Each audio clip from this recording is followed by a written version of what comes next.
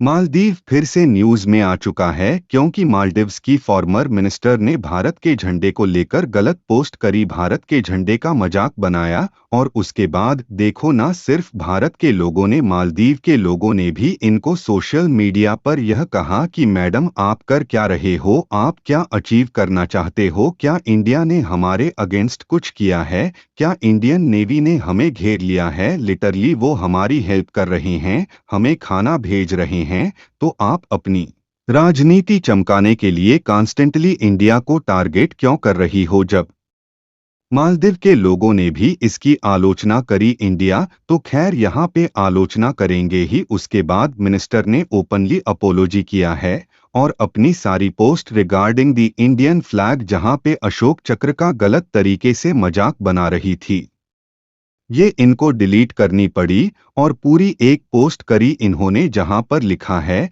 कि आई apology, India हमारा एक बहुत ही इम्पॉर्टेंट कंट्री है, यह बात मैं समझ चुकी हूं और मुझे ऐसी पोस्ट नहीं करनी चाहिए थी। और आपको याद होगा, यह जो महिला है जो मालदीव्स में कुछ टाइम पहले एक मिनिस्टर थी, इनका नाम है मरियम शुना, इन्होंने ही पीएम मोदी के बारे में और इजराइल के बारे में बहुत ज्यादा आपत्तिजनक टिप्पणी करी थी, जिसकी वजह से इनको सस्पेंड कर दिया गया था। अब आप सोच कर देखिए, खराब कमेंट्स करने की वजह से सस्पेंड हुई, उसके बाद भी टेंटली इंडिया को ही यह टारगेट करके अपनी राजनीति चमकाने की कोशिश कर रही थी। मैं वैसे आपको यह बता दूं, जैसे जैसे से इंडिया का स्टैचर बढ़ रहा है, हमारी इकॉनमी लगातार पायदान में बढ़ती जा रही है, 5th लार्जेस्ट जीडीपी और मोस्ट प्रोबेबली इन पार्टी का काफी कंपटीशन चल रहा है। तो मरियम शुना जो मोहम्मद मुडू की पार्टी को बिलोंग करती हैं, इन्होंने यहाँ पर यह पोषण में डाल दिया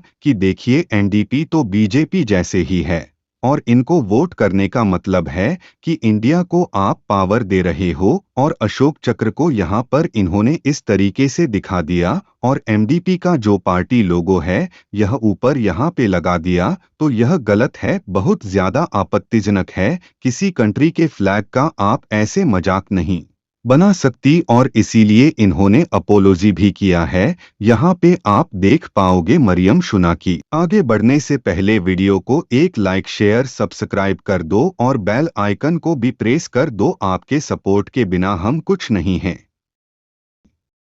पोस्ट है, यह कह रही है, I would like to address a recent social media post of mine that has garnered attention and criticism। आगे ये कहती हैं कि मेरा मेन टारगेट था एनडीपी पार्टी का जो इंडियन फ्लैग से मिलता जुलता।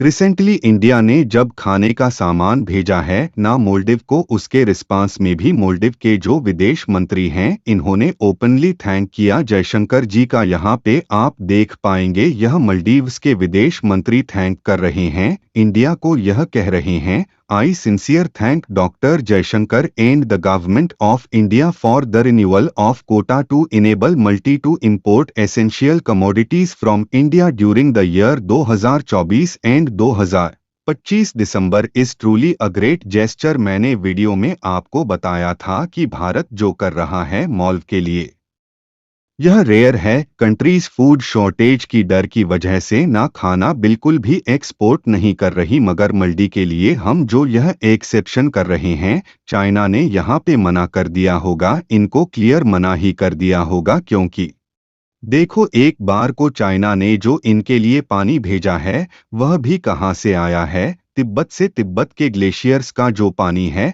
जो पिघल रहा है वही चाइना ने पैकेज करके इनको भेज दिया है। मगर जब खाने की बात आई चाइना भी पीछे हट गया। चाइना किसी भी कंट्री को फूड के मामले में बिल्कुल सपोर्ट नहीं कर रहा। उनकी गवर्नमेंट पॉलिसी है कि अभी बस वो इंपोर्ट कर रहे हैं, बाहर की कंट्री से खुद ही परचेज कर रहे हैं। तो इंडिया जो कर रहा है it is truly very special. और जयशंकर साहब ने भी यहाँ पर इसलिए यह कहा है कि यू आर वेलकम इंडिया। यह रिलाइज करवा रहा है इस कंट्री के मालदीव के नागरिकों को बिना वजह आपके जो लीडर्स हैं, जो आपके पॉलिटिशियन हैं, यह इंडिया को टारगेट कर रहे हैं। India is always there to help you. और आने वाले समय में मैं एक और वीडियो लेके आऊंगा जहां पे मैं आपको यह भी बताऊंगा कि इंडिया जो मिलियंस ऑफ डॉलर्स के प्रोजेक्ट्स बिल्ड कर रहा है मलडीव्स में मलडीव्स के लोगों के लिए यह भी कंप्लीट हो चुकी, क्योंकि जो इंडियन प्रोजेक्ट्स हैं ना मलडीव्स में, यह लगातार बहुत ज़्यादा तेज़ स्पीड से कंस्ट्रक्ट किए जा रहे हैं।